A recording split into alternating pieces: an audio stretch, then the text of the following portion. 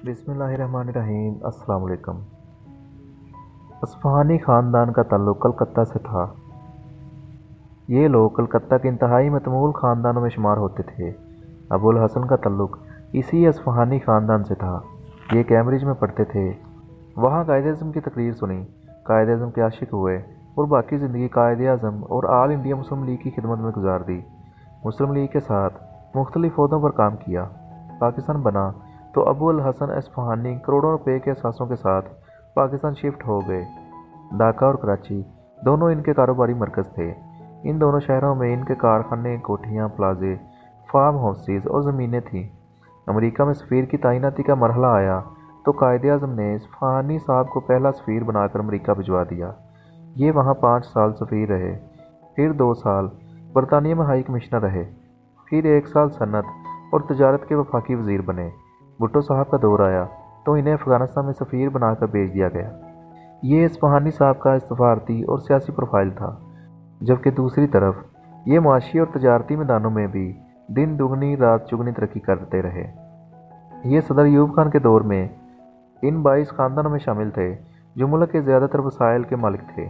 अस्फ़हानियों के बारे में कहा जाता था, आप पाकिस्तान के किसी हिस्से से कोई चीज़ खरीदें, मुनाफा का एक हिस्सा किसी न किसी ज़रिए से होता हुआ अस्फ़हानी ग्रुप तक पहुंच जाएगा। अबुल हसन अस्फ़हानी के 3 बच्चे थे। सिकंदर अस्फ़हानी इनके बड़े साहबजादे थे। अस्फ़हानी साहब सफारत और सियासत में मसरूफ़ रहते थे, चनांचे कारोबार की जिम्मेदारी सिकंदर अस्फ़हानी के कंधों पर थी।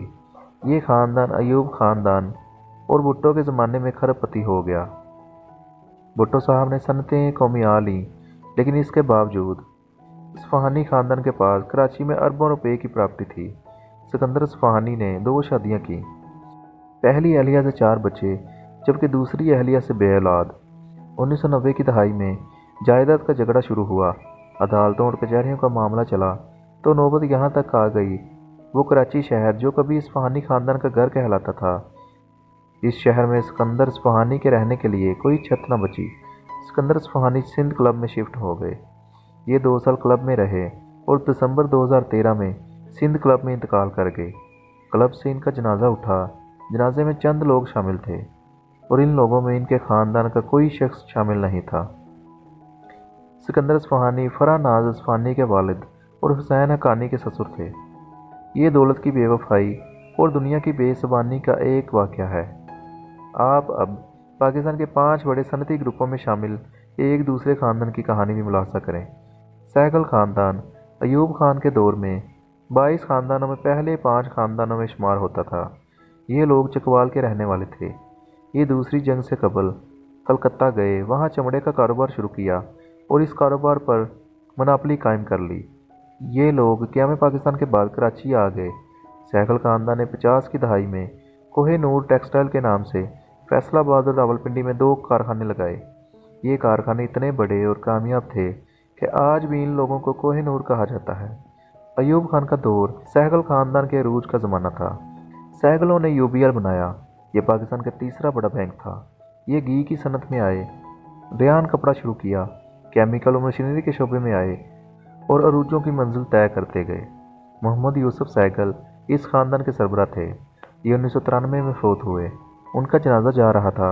कब्रिस्तान के करीब पहुंचकर यूसुफ सहगल के एक बेटे ने दूसरे बेटे पर वसीयत में हेरा फेरी का इल्ज़ाम लगा दिया। दूसरे ने इनकार कर दिया। दोनों के दरमियान तूतकार हो गई और यूं वालिद की तदफीन से कबल ख़ानदान में फूट पड़ गई। बच्चे दौलत और जायदाद के लिए लड़ने लगे और आज इस ख़ानदान का सिर्फ नाम बचा है और शायद अगले 10-20 वर्षों में लोग सहगल ख़ानदान का नाम ही भूल जाएं। आप अब लाहौर के एक फ़िल्म साज की कहानी भी सुनिए। आगा जी ए गुल पाकिस्तान की चोटी के फ़िल्म साज थे। ये पेशावर के रहने वाले थे। ये 21 साल की उम्र में फ़िल्मी लाइन में आए। सुबह सरहद में फ़िल्मों के डिस्ट्रीब्यूटर बने। जगत टाकीज़ उस वक़्त हिंदुस्तान की सबसे बड़ी फ़िल्म कंपनी थी। आगा गुल इस कंपनी की फ़िल्में रिलीज़ करने लगे। एक वक़्त आया जब आगा गुल जगत टाकीज़ की तमाम फ़िल्में रिलीज़ करने लगे। आगा गुल ने सुबह सरहद में ज़ाती सिनेमा बना लिए। ये क़याम पाकिस्तान के बाद लाहौर शिफ्ट हुए। उन्होंने 1950 में मंदरी फ़िल्म बनाई। फ़िल्म कामयाब हो गई तो उन्होंने एवर न्यू पिक्चर्स के नाम से फ़िल्मी कंपनी बना ली। ये बात पाकिस्तान के सबसे बड़े स्टूडियो एवर न्यू में तब्दील हो गई। एवर न्यू स्टूडियो में सैकड़ों फिल्में बनी।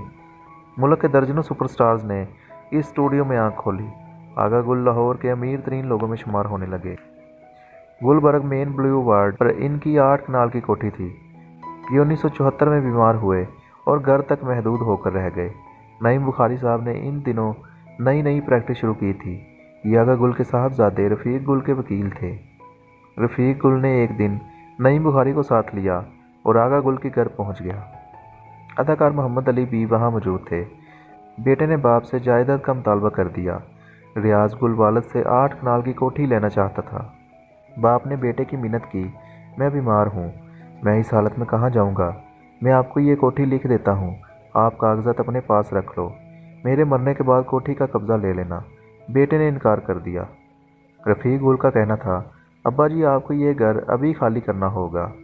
आगा गुल की सूरत हाल पर मोहम्मद अली और नईम बुखारी दोनों को तरस आ गया। मोहम्मद अली ने रफ़ीक गुल को पेशकश की, ज़ेबा बेगम के पास 1.5 करोड़ रुपये के ज़ेवरात हैं, आप ये ज़ेवरात अपने पास रख लें, लेकिन आगा साहब को इस घर में रहने दें। आपको जब ये घर मिल जाएगा तो आप मेरे ज़ेवरात मुझे वापस कर देना। मगर साहबजादा ना माना। ये मामला तूल पकड़ गया तो साहबजादे ने ब्रीफकेस से पिस्तौल निकाल लिया और वालिद पर तान दिया। आगा गुल की आंखों में आंसू आ गए। वो उठकर अंदर गए, चेक बुक लेकर आए, साथ 70 लाख रुपए का चेक काटा। ये चेक रफ़ीक गुल के हवाले किया और आंखें नीचे करके बोले, आप ये रकम लो और मुझे इसके बाद कभी अपनी शक्ल ना दिखाना।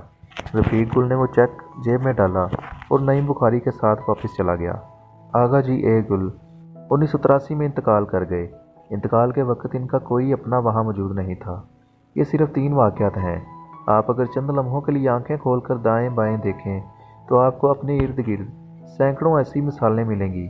हमसे ज़िंदगी में सिर्फ 10 चीज़ें बेवफाई करती हैं। हम अगर इन 10 बेवफाओं की फहरिस्त बनाएं तो ओहदा, दौलत और औलाद पहले 3 नंबर पर आएगी। हम ओहदे के लिए ईमान, इज़्ज़त, सेहत और ख़ानदान तक कुर्बान कर देते हैं, लेकिन ये ओहदा सबसे ज़्यादा बेवफा निकलता है। मैंने ज़िंदगी में बेशुमार लोगों को ओहदे के लिए दूसरे के कदमों में बैठे, अपने कुर्ते के दामन से दूसरों की राल साफ़ करते, दूसरों के कुत्तों का नहलाते और अपनी पगड़ी से साहब की गाड़ी का शीशा साफ़ करते देखा, लेकिन ओहदा इसके बावजूद इनके नीचे से निकल गया। मैंने बेशुमार अरब और खरबपति लोगों को पैसे पैसे का मोहताज होते भी देखा। मैं रोज़ इस्लामाबाद शहर में निकलता और साथ साथ सोचता हूँ, आज जहाँ मार्केट्स, ग्राउंड्स और रोड्स बनी हैं, वहाँ आज से 40 साल कबल गांव होते होंगे और इन गांवों के चौधरी भी होते थे और इन चौधरियों के अना भी बांस के आखिरी सिरे को छूती होगी। लेकिन आज वो चौधरी, इनकी ज़मीनें और इनके गांव कहाँ हैं? 5 दहाइयों में ज़मीन की शक्ल ही तब्दील हो गई। दौलतमंद गरीब हो गए, मालिक मुलाजिम बन गए और नंबरदार वक़्त के स्याह सफ़ों में जज़ब हो गए। चनांचे फिर दौलत से बड़ी बेवफा चीज़ क्या होगी? और रह गई औलाद। मैंने बेशुमार लोगों को अपनी औलाद से मोहब्बत करते देखा। ये लोग पूरी ज़िंदगी अपनी औलाद के सुख के लिए दुखों के बेलने से गुजरते रहे, लेकिन फिर क्या हुआ? वो औलाद ज़मीन जायदाद के लिए अपने वालिदैन के इंतकाल का इंतज़ार करने लगी। और ये वो बाप था जो बच्चों के नवालों के लिए अपना ज़मीर तक बेच आता था। मैंने ऐसे मनाजर भी देखे। बाबा जी के सारे बच्चे मुल्क से बाहर चले गए। बाबा जी ने तन्हाई की चादर बुन बुन कर ज़िंदगी के आखिरी दिन गुजारे। इंतकाल हुआ तो बच्चों को वक़्त पर सीट ना मिल सकी। चनांचे तदफीन की जिम्मेदारी एदी फाउंडेशन ने निभाई या फिर महल्लेदारों ने। ये है कुल ज़िंदगी, औलाद, दौलत और ओहदे की बेवफाई, इन बेवफाइयों के दाग और आखिर में कब्र का अंधेरा। ये वो हकीकत है जिससे हर शख्स वाकिफ़ है, लेकिन इसके बावजूद इंसान का कमाल है, ये देखता है लेकिन इसे नज़र नहीं आता, ये सुनता है लेकिन इसे सुनाई नहीं देता, और ये समझता है लेकिन इसे समझाया नहीं जा सकता। हर रोज़ लोगों को तबाह होता, मरता, जलील होता देखता है, मगर ये हर बार खुद को यकीन दिलाता है ये मेरे साथ नहीं होगा, क्योंकि मैं दूसरों से मुख्तलिफ हूँ।